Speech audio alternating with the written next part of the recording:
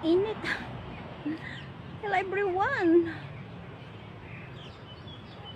Hello everyone. Init guys.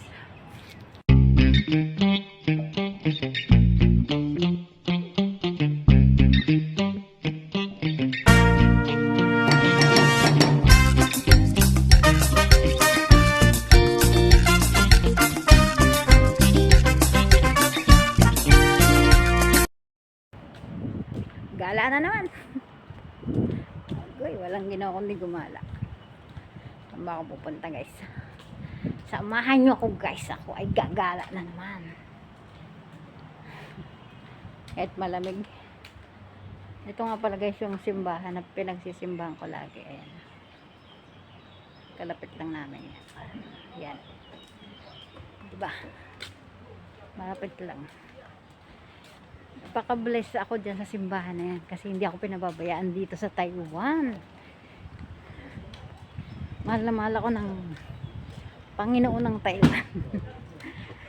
Huwag naniwala kayo doon. Totoo yun guys. Since pumunta ako dito sa Taiwan ay blessed na ako. Really. Kaya I'm very happy for being OFW here in Taiwan because I am blessed. Yes. Do you believe that? I am blessed. I am blessed. Alam mo, init doon sa dadaanan ko. Ang init guys doon.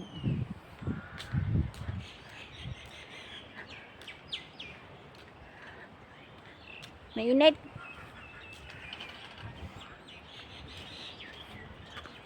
Mas maganda na yung mainit. Alam nyo guys, yung init, ang init ng panahon ay ano yan? Ano ba yun? Vitamin ng balat. Kaya kailangan magpapainit tayo paminsan-minsan para may vitamin yung ating katawan. Diba? Pero guys, hindi mawawala talaga sa akin yung sambalilo. Ewan ko. Lalo sa araw guys, hindi pwedeng mawala ang sambalilo sa mata ko. Kasi bawal masikatan ng araw yung aking mata. Yan na yung pinagbabawal ni doktor sa akin.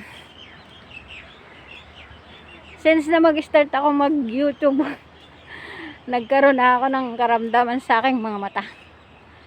Kaya ayan, sabi niya, bawal na bawal masikatan ng araw ang aking mata. Ang salamin ko guys, pwede yan sa ano, pwede yan sa araw, pwede rin yan sa loob ng bahay. Kaya yan guys, utay-utayan na. Pag nasa araw na, utay-utay nang umiitim yan. O diba? Papapansin nyo guys, utay-utay umiitim yung salamin ko pag nasa araw na. Basta nasikatan na ng araw. Yan. Kaya double purpose yung salamin ko na yan. Buti ba? Pero feeling ko, mas gusto ko talaga walang salamin. Kaso mo, hindi pwedeng walang salamin. Lalo na pag lalabas ako, alam nyo guys. Lalo pag yung ano, pag nakasuot ko tong salamin to, kahit napakalayong layo, kitang kita ko yung malayong lugar, kita ko siya. Kaya maganda talaga yung salamin ko guys. Ito kasi yung ano, yung mata ko kasi guys ay ano, parasite. Parasite yung salamin ko. Yan.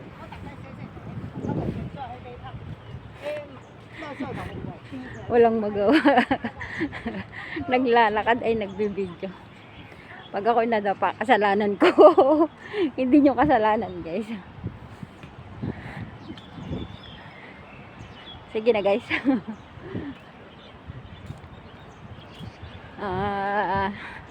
Mamaya uli guys. Bye bye. I love you all.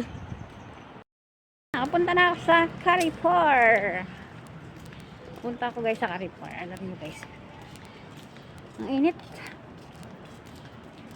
Ang init ng panahon, guys. At least hindi maiinitan yung mukha ko. Di ba?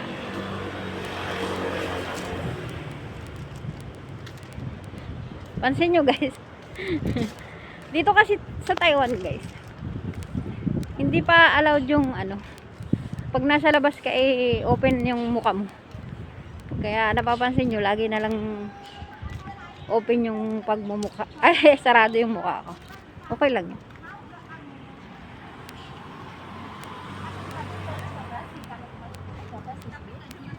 Kaya